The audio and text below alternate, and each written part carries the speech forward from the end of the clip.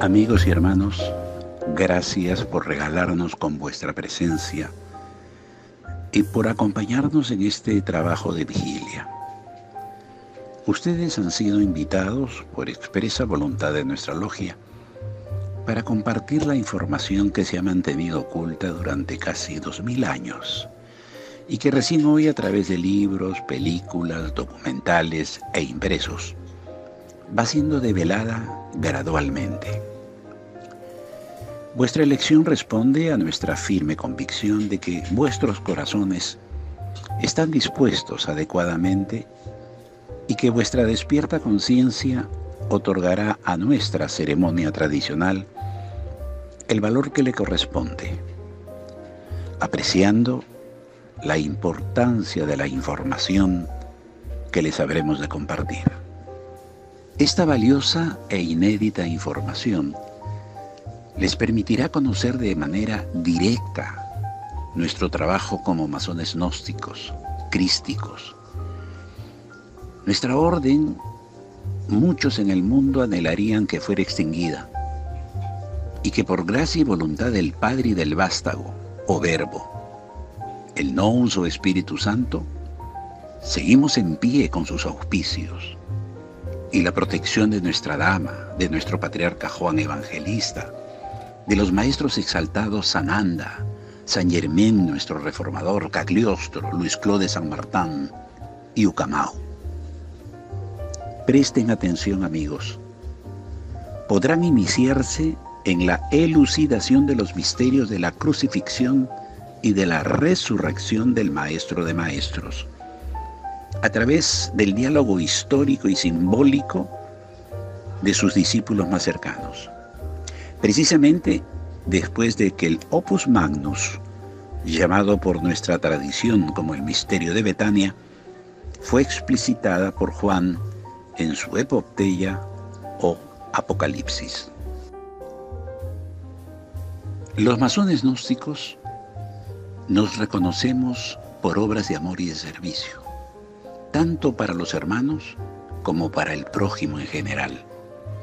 Ser amoroso y servicial es ser amigo de Cristo, y así es como se entiende a un masón gnóstico crístico. ¿Que cómo se logra ser amigo de Cristo? Es una muy buena pregunta. Y lo que nos recomienda la Gnosis es cumplir la voluntad del inmanifestado o aspecto Padre-Madre de Dios Amor, poniendo en práctica lo que nos enseñó Jesús, el Maestro de Maestros. Que apliquemos en la vida la ley de oro, que se obre con los demás como queremos que se obre con nosotros, y que hagamos el bien a todos, incluyendo a quienes se sienten nuestros enemigos. Eso significa pasar del 0 al 1, ser constructor gnóstico cristiano, pasando de muerte a vida por medio de Cristo como camino de liberación. ¿Habéis oído hablar de la piedra cimera?, preguntó el maestro en referencia a la que los constructores no colocaron en el vértice de la gran pirámide en tiempos de su elevación, y que fue consagrada por el Maestro de Maestros como altar o cabeza de ángulo, y cuya enseñanza nos dice que es la puerta del cielo, que Cristo, cuando encarnó, usó como pasaje, fisurando al antiguo encierro y abriendo caminos a la redención, a la liberación, camino estrecho que lleva a la vida eterna, de la que habló el Maestro y por el cual el hombre puede elevarse hasta el cielo, el hogar del Padre. Y es en eso, distinguidos amigos, que trabajamos los constructores gnósticos cristianos, en bosquejar y devastar nuestra propia piedra de imperfecciones, por ignorancias, egoísmos, emociones, hasta hacerla a imagen y semejanza de aquella otra piedra que Cristo estableció. ¿Cuánto tiempo debe trabajar un aprendiz de constructor gnóstico cristiano? 3 años simbólicos, como lo hizo de los 30 a los 33 el Maestro Jesús, y que para nosotros representa toda nuestra vida desde el momento de nuestra admisión a la orden a través de la ceremonia de iniciación. El objetivo como iniciado es intentar construir nuestras vestiduras blancas y alegóricamente hace referencia al cuerpo espiritual o crístico que usaremos después de esta vida para reunirnos con el Verbo en su reino, el reino de los cielos, reconstruyendo nuestra conducta con actos virtuosos de amor y servicio, y elevando nuestros pensamientos hacia la humildad y el dominio de la vanidad. Los constructores gnósticos solemos trabajar a la hora de la luz, porque quien trabaja de día no tropieza, si se deja guiar por la luz que es Cristo.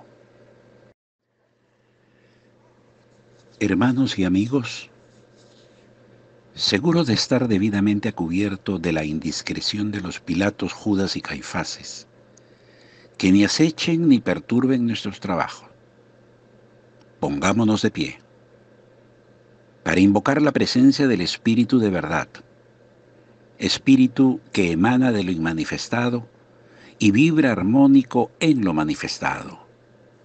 Presencia de Cristo emanador y conservador del universo. Espíritu que conocemos y en el que vivimos y que el mundo no quiere conocer ni quiere recibir, porque el mundo, hacedor de obras que no son buenas, prefiere la oscuridad y le da la espalda a Cristo. Hermanos míos, abran el Evangelio en la primera epístola de Juan, capítulo 1, versículo 1. Recuerden que el Maestro prometió: cuando entres solo en tu aposento, o estés reunido con 2 o más, siempre estaré con vosotros. Cierren sus ojos y dispongan su corazón. Juan, nuestro patrono, hermano de iniciación y discípulo por vocación del Maestro de Maestros, confiesa en su primera epístola sobre la palabra de vida, lo que era desde el principio, lo que hemos oído, lo que hemos visto con nuestros ojos, lo que hemos contemplado y palparon nuestras manos tocante del verbo de vida, porque la vida fue manifestada y la hemos visto, y testificamos y os anunciamos la vida eterna, la cual estaba con el Padre y se nos manifestó. Lo que hemos visto y oído, eso os anunciamos para que también vosotros tengáis comunión con nosotros, y nuestra comunión verdaderamente es con el Padre y con su Hijo, Jesús el Cristo. Con los ojos cerrados y tomados de la mano, digamos juntos: así sea. Por favor, tómense de la mano de la forma acostumbrada. Nos hemos reunido el día de hoy para recordar la buena nueva de que Cristo está vivo.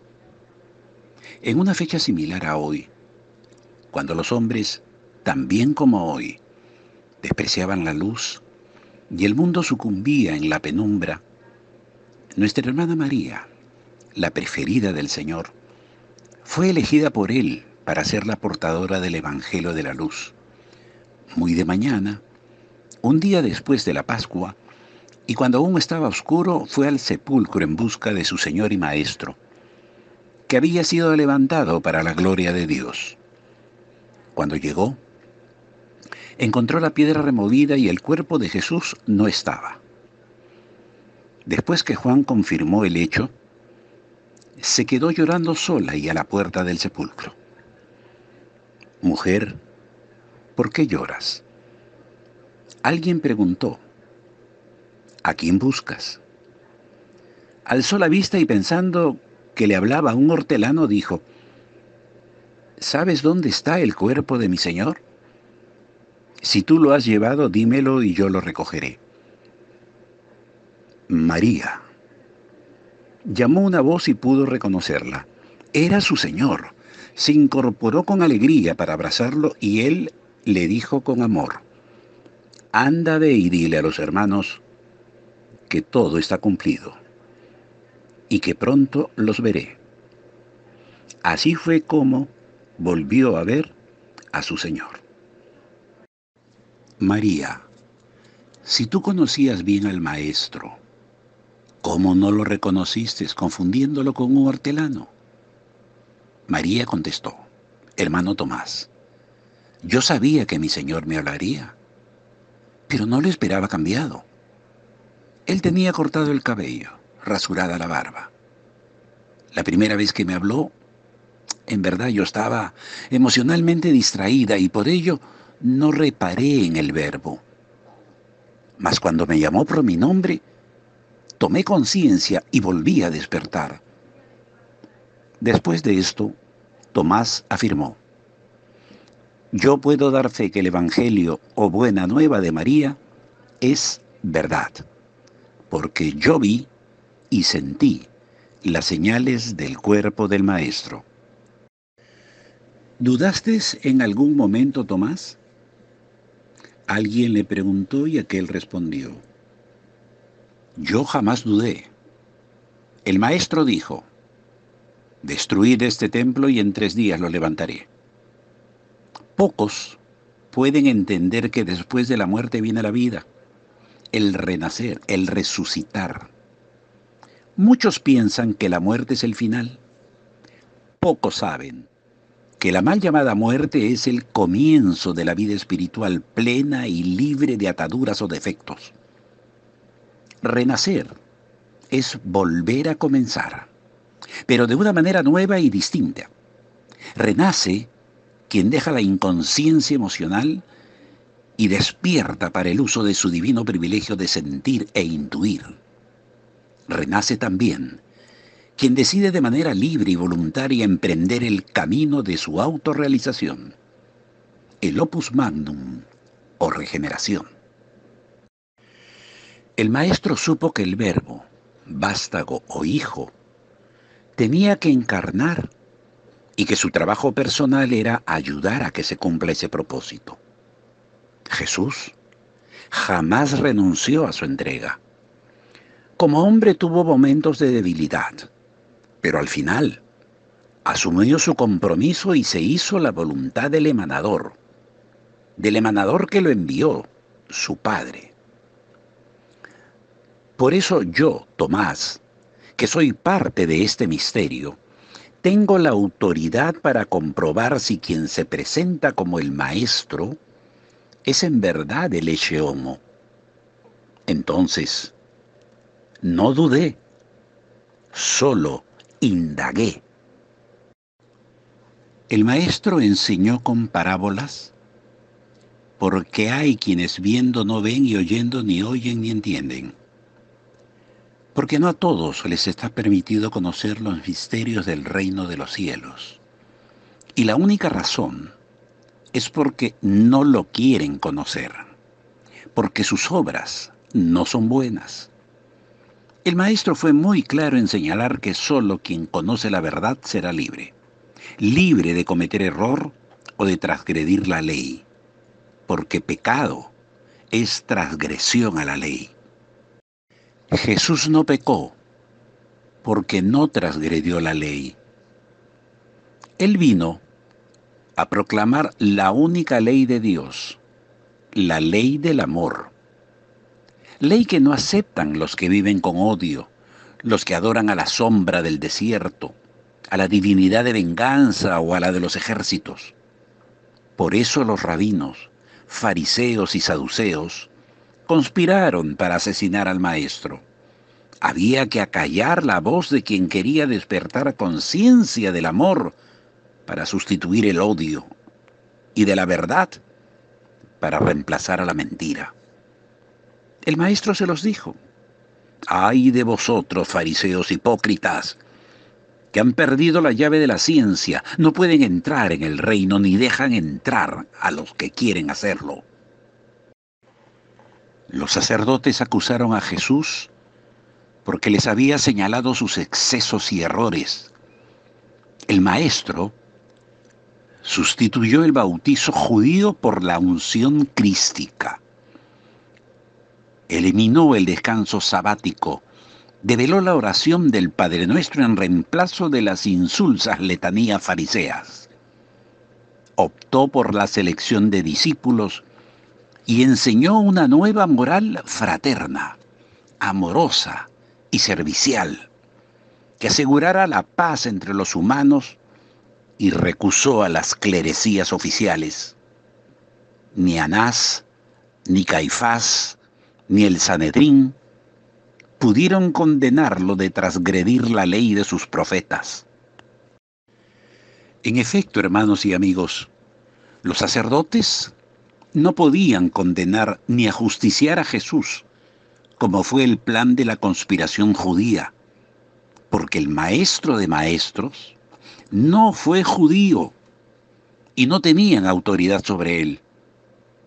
Ante la impotencia de no acallar su voz, que los ponía en evidencia de ser hijos de la oscuridad, del príncipe de este mundo, falsamente lo acusaron ante la autoridad romana como revolucionario agitador, delito que nunca cometió.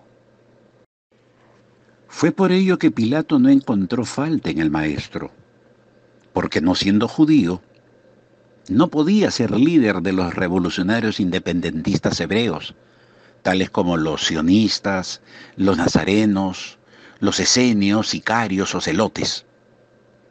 Pilato supo, por su esposa Prócula, que era seguidora del maestro, que la prédica y enseñanza de Jesús era armónica, amorosa, servicial, y que no afrentaba al imperio ni alentaba la insurrección. Pilato comprendió que el maestro era un mártir del fanatismo, una víctima de la ambición, pero aún así él actuó hipócritamente, creyendo que al lavarse las manos borraba la culpa de su conciencia al haber consentido que se ajusticie a un inocente.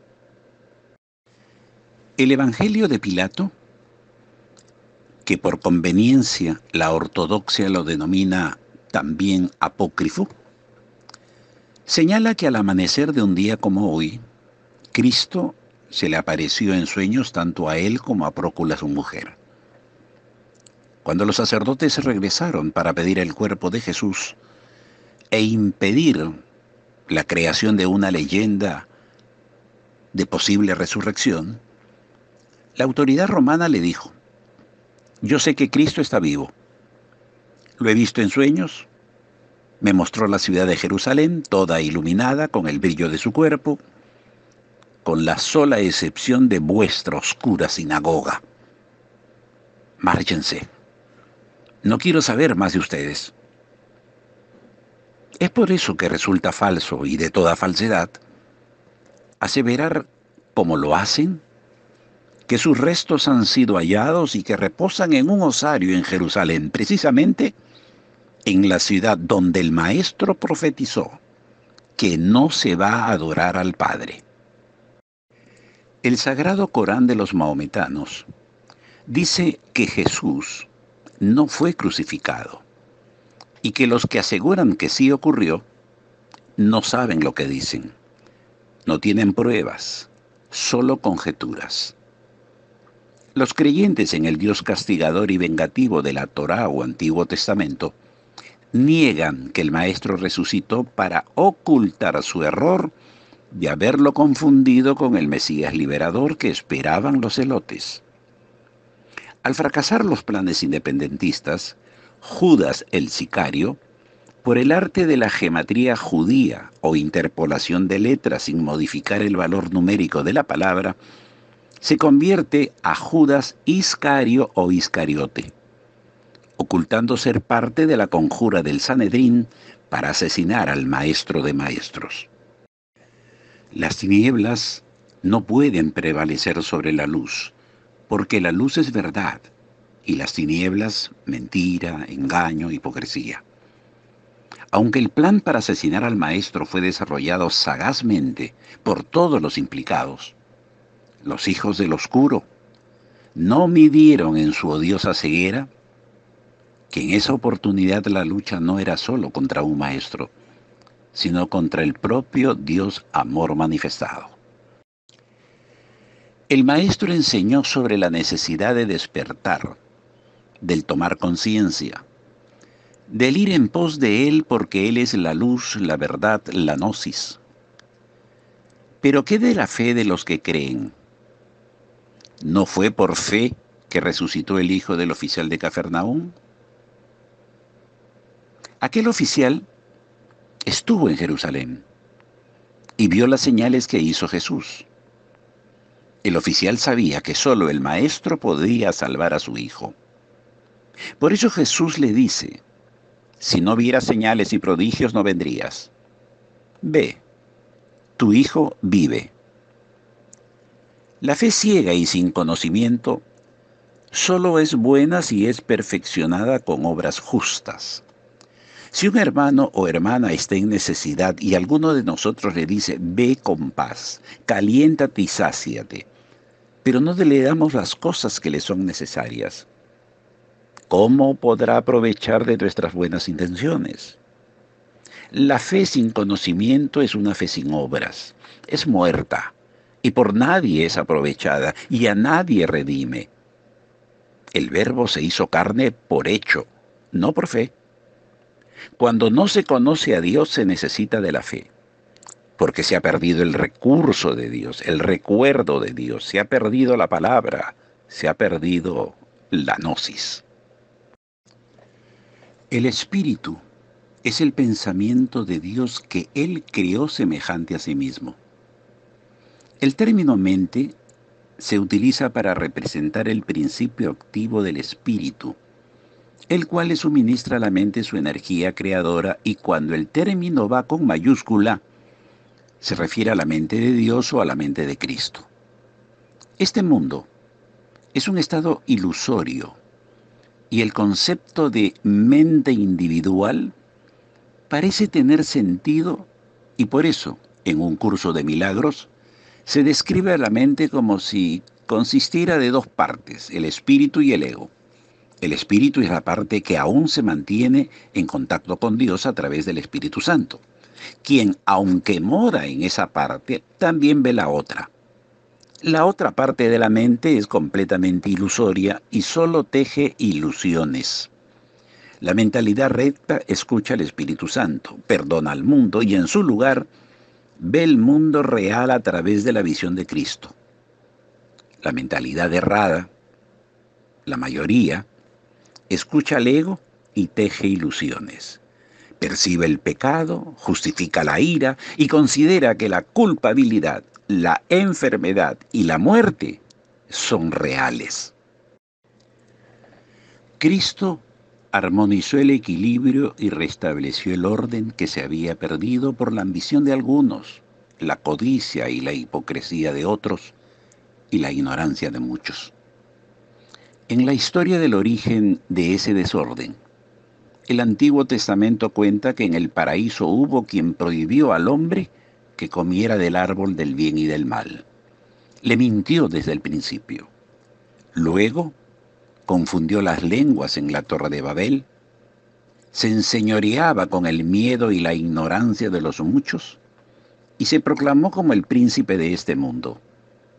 Clamaba venganza y se mostraba celoso, guerrero, líder de legiones de ejércitos, sombra virtual e inarmónica, creada por las emociones, holocaustos y sangre derramada de muchísimos hombres y mujeres, inmolados en defensa de la semilla divina de la intuición e inspiración como simiente de la intelequia, que todo corazón inteligente de la humanidad requiere para vencer a la soberbia, a la vanidad, el egoísmo y los miedos.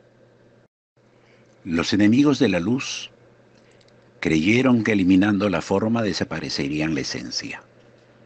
Jamás entendieron el simbolismo de la resurrección de Lázaro.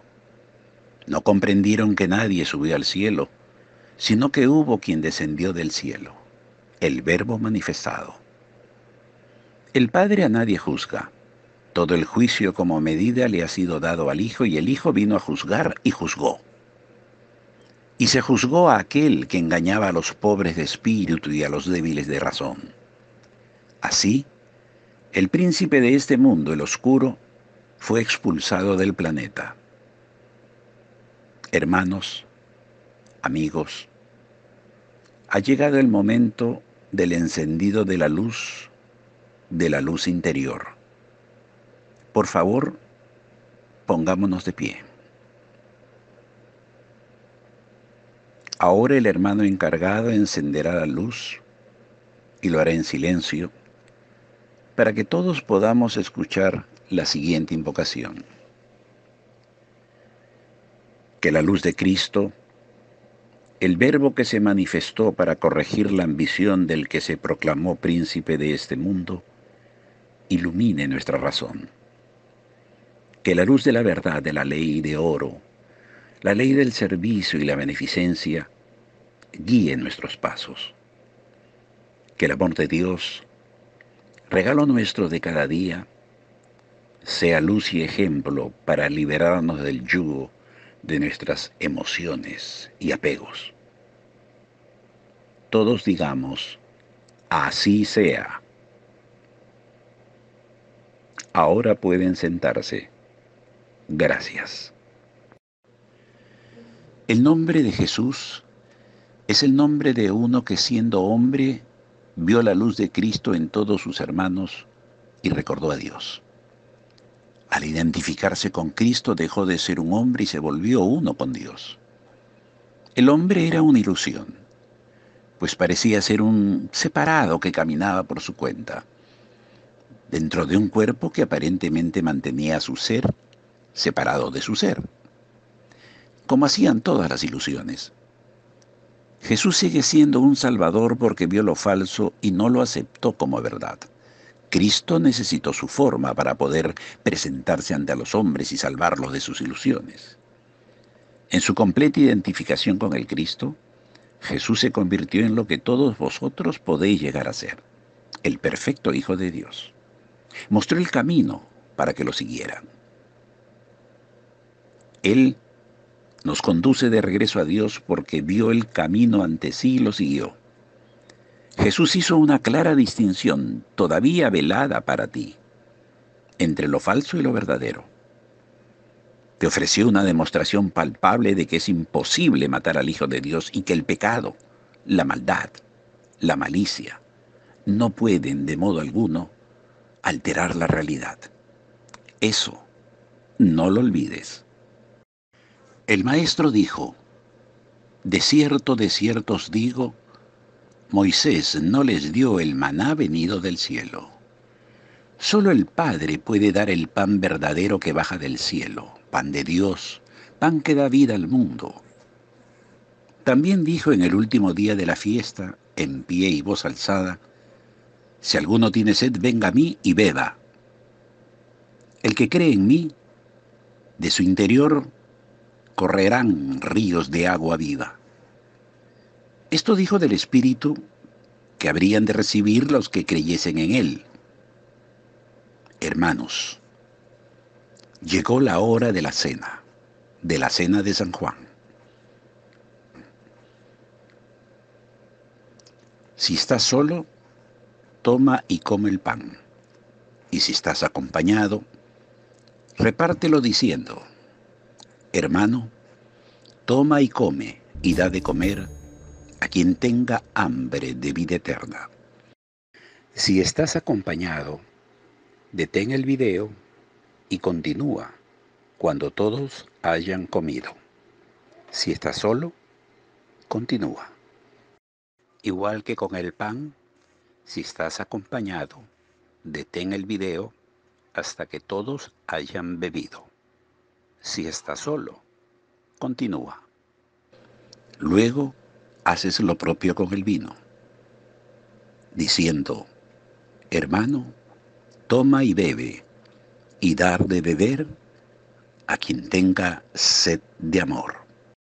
Amigos y hermanos, nuestra celebración ha concluido. Al agradecerles vuestra asistencia, os invito a vosotros, que han participado en directo de nuestra ceremonia por el chat, a hacer uso del mismo y expresar con palabras o escritura comentarios sobre vuestra experiencia.